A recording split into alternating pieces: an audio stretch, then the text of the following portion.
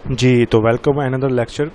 तो आज के लेक्चर में हम 3D को डिस्कस करेंगे और आज के लेक्चर हम ये 3D कैन बनाना सीखते हैं। पैटर्न एक ही सेम होगा। आपने कोई भी डिज़ाइन बनाना हो, 3D कैन बनाना हो, बॉटल बनानी हो, पॉट बनाना हो, उसमें पैटर्न सेम ही फॉलो होगा।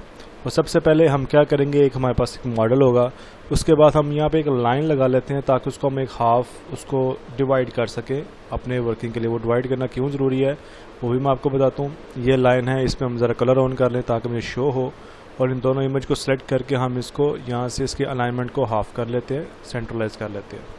उसके बाद अब हम इसको हाफ जो हमारा सेक्शन होगा, इसका जो मॉडल है उसको हमने ड्रा करना है सिंपली। तो सबसे पहले मैं राउंडेड लेता हूँ, तो इसके ऊपर से ये आपको शेप नज़र आ रही होगी, तो मैं इतनी ये शेप ड्रा कर लेता हूँ। और ड्रा करने के बाद यहाँ से इसका ये वाला कलर पिक कर लेता हूँ, और लाइन के उस तरफ जो हिस्सा होगा वो शेप बिल्डर टूल के साथ मैं उसको ख़त्म कर देता हूँ। ठीक है जी। तो उसके बाद अगर हम आगे चलते हैं तो ये जो मेरा बॉटम पार्ट है, मैं इसको पेन टूल से मैं इसको ड्रा कर लेता हूँ, क्योंकि ये भी जो ग्रे वाला सेक्शन है तो इसको भी हम उतना ही ड्रा करेंगे जितना हमें इसकी ज़रूरत है। तो मैं यहाँ से लेकर इसको इतना ऐसे इसको शुरू कर लेते हैं इतना, और उसके बाद यहाँ से इसको पेन टूल के साथ भी अगर आगे प्रैक्टिस है आपकी तो फिर उस पर ये सारी चीज़ें आपको काम आएंगी। और ये हमने सारे लेक्चर में पढ़ लिया हुआ है कि हमने स्मूथली इसको कैसे ड्रा हम इसको कर सकते हैं पेन टूल के साथ। तो इतना मैंने ड्रा किया जी। उसके बाद मैं पेन टूल को छोड़ देता हूँ और यहाँ से मैं इसका कलर भी पिक कर लेता हूँ आई टूल के साथ। तो ऊपर वाला दोनों पार्ट मेरे बन गए। अब इसके बाद जो एक ये साइड वाला बॉटल का पार्ट है, अब हम इसको बनाना शुरू करते हैं।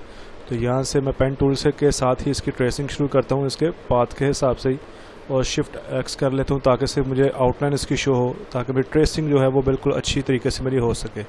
तो यहाँ से बिल्कुल स्ट्रेट ही मैं स्ट्रेट ले जाता हूँ, और यहाँ से हम इसको रोटेट थोड़ा सा ये ड्रा किया, और उसके बाद यहाँ पे आके इसको हम ख़त्म कर सकते हैं। चेक कर लेते हैं कि कर सकते हैं कि नहीं कर सकते। तो हम इसको ऑलमोस्ट कर सकते हैं, बट चले इसको हम थोड़ा सा इसको मज़ीद क्लैरिटी के लिए हम इसको और एक पाथ बना लेते हैं ताकि एक अच्छा रिज़ल्ट आ जाए हमारे पास।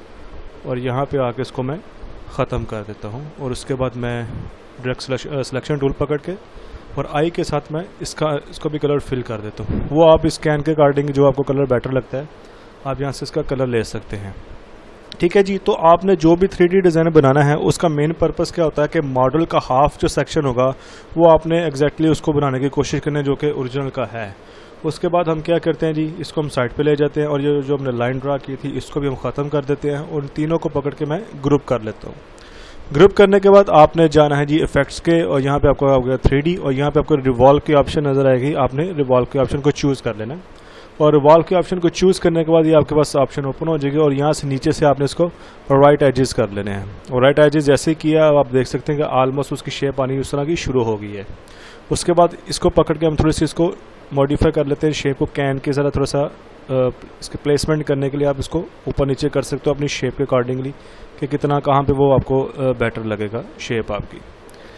ठीक है जी। तो यहाँ पे करने के बाद अब हम आगे क्या करते हैं जी, बेटर हो गया जी। ठीक है। उसके बाद हम चलते हैं जी आगे इसकी मज़ीद सेटिंग के लिए। तो ये हम जाके मटेरियल्स में, और उसके बाद हम नीचे चलते हैं, और यहाँ पर आके मेटालिक जो होगा इसको हम थोड़ा सा आगे करते हैं ताकि वो मेटालिक लुक हमें देगा। वो आपको जितनी बेटर लगती है आप उस हिसाब से उसको सेटिंग कर सकती हो, कम या ज़्यादा आपको जितना उसको बेहतर लगता है आपको।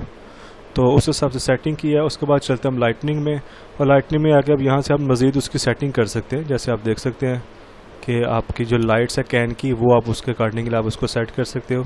सॉफ्टनेस की कितनी चाहिए आपको, हाइट वगैरह कितनी भी इसकी चाहिए, आप उस हिसाब से आप उसकी सेटिंग कर सकते हैं। ऊपर नीचे दाएं बाएं आपने रख के जहाँ भी आपको बेटर लगता है आप उसना यूज़ कर सकते हैं। और ये करने के बाद आप यहाँ पे इसको करते हैं बंद।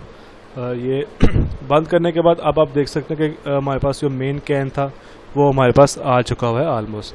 अब इसमें हम नेक्स्ट काम क्या करते हैं, हम इसके ऊपर पेप्सी का लोगो वगैरह लगाते हैं। तो उसके लिए मैं लोगो लेके आता हूँ इसके अंदर। तो ये मैं लेके आ गया जी, लोगो लेके आ गया इसका। सबसे पहले उस पर लोगो है, उसको मेंड करके मैं थोड़ा छोटा कर लेता हूँ, और जिस हिसाब से मैं रखता हूँ यहाँ पे इसको रखते हैं। और इसकी ओपेसिटी को हम थोड़ा सा कम कर लेते हैं, इसको 90 कर लेते हैं ताकि थोड़ा सा वो जैसे इसमें डिज़ोल्व हो जाएगा। आप 90 है, आप 90 से मज़ीद भी करके चेक कर सकते हैं, अगर आपको बेटर लगता है तो आप उतना कर सकते हैं। तो चलें 80 हम कर लेते हैं जी, 80 हो गया जी, ये काफ़ी हो गया। उसके बाद पेप्सी है। अब पेप्सी का कलर ब्लू, तो ब्लू अच्छा नहीं लगेगा, तो उसको वाइट होना चाहिए। तो मैं क्या करता हूँ, जैसे हमने देखा था कि इसकी इमेज ट्रेस हम कर लेते हैं, उसको इमेज ट्रेस करके इसको एक्सपेंड करते हैं। इसको अनग्रुप करके मैं इसका जो वाइट वाला सेक्शन है वो मैं ख़त्म कर देता हूँ सारा, और इसको पकड़ के ग्रुप करके मैं इसकी वाइट कर देता हूँ उसको। और वाइट करने के बाद इसको ऊपर लेके जाते हैं, और इसके अकॉर्डिंगली हम इसके नेम को भी सेट कर लेते हैं, कितना हमें छोटा या बड़ा इसमें चाहिए तो उतना हम यहाँ पे नेम रख लेते हैं। और इसकी भी ओपेसिटी हम 80 ही करके चेक कर लेते हैं। तो 80 करके चेक कर ली, तो इस तरह से अब हमारे पास वो ओपेसिटी भी उसकी सेट होगी। तो इस तरह से आपने कैन जो हमने बनाया था वो हमारा ट्रैक कैन हमारा बन गया। अब इस कैन को हो, जैसे मैंने स्टार्ट में भी बताया कि चाहे कैन हो चाहे कुछ भी हो, उसका आप हाफ सेक्शन उसमें ड्रा करेंगे और हाफ आपका ऑटोमेटिकली बन जाएगा। अब यहाँ पर आकर इसके एक दो मज़ीद ऑप्शंस हैं। जैसे अब आप कैन का कलर आप चाहोगे, कैन का कलर मुझे थोड़ा सा पसंद नहीं आ रहा, जो मैं कलर चेंज करना चाह रहा हूँ, तो उसके लिए हम क्या करेंगे, वैसे यहाँ पे तो अब कलर आपको ज़ाहिर है कि जैसे चेंज नहीं होगा। हम इसको सेलेक्ट करेंगे। सेलेक्ट करने के बाद यहाँ पे आपको ये आइकन नज़र आएगा अपीयरेंस का, आप इसके अंदर जाइए और यहाँ पे आपको वो ऑप्शन नज़र आ रही है जो कि हमने इसके ऊपर इफेक्ट अप्लाई किया हुआ है। तो मैं इसको ये बंद करता हूँ, यहाँ से हाइड करता हूँ, तो ये देखें वो चीज़ आ गई जो कि ओरिजिनली हमने ड्रा की हुई थी। तो आप डायरेक्ट सिलेक्शन टूल के साथ इसको सेलेक्ट करें। ये जो सेलेक्ट करने के बाद आपने अगर जो कलर चेंज करना है, आपने जो भी शेड चेंज करनी है, आप इसकी कम या ज़्यादा जैसे भी आप करना चाह रहे हैं आप इसकी शेड चेंज कर सकते हैं। चले मैं इसकी थोड़ी सी कम कर लेता हूँ ताकि हम देखें इसमें क्या फ़र्क नज़र आता है। तो ये मैंने शेड कम कर दी। तो कम करने के बाद आप सिलेक्शन टूल पकड़ के आप इसको सेलेक्ट करें, और जो हमने हाइड किया था उसको मैं दोबारा ऑन कर देता हूँ। तो दोबारा ऑन करूँगा तो अब आप देख सकते हैं कि आपको इसका जो कलर है वो आगे से चेंज हो गया है। तो इस तरह आप कलर चेंज कर सकते हैं, अपनी सेटिंग कर सकते हैं। ऊपर वाला कलर करना चेंज, नीचे वाला करना, आपने जैसे आपको इसमें ज़रूरत पेश आती है आप उसके अकॉर्डिंगली इसका कलर भी चेंज कर सकते हैं। और आपके इसके अलावा आपके पास जितने डिज़ाइन होंगे, आपने जो भी डिज़ाइन इसमें ड्रा करना है वो आपका सब इसी तरह ही ड्रा होगा कि आपने हाफ सेक्शन उसका ड्रा कर लेना है। और हाफ सेक्शन ड्रा करने के बाद आपकी जो बाकी जो सारी सेटिंग होगी वो ऑटोमेटिकली वो सारी ऑप्शंस जो वन बाय वन जो होंगी वो इसके अंदर आपके पास मौजूद होंगी। Thank you so much.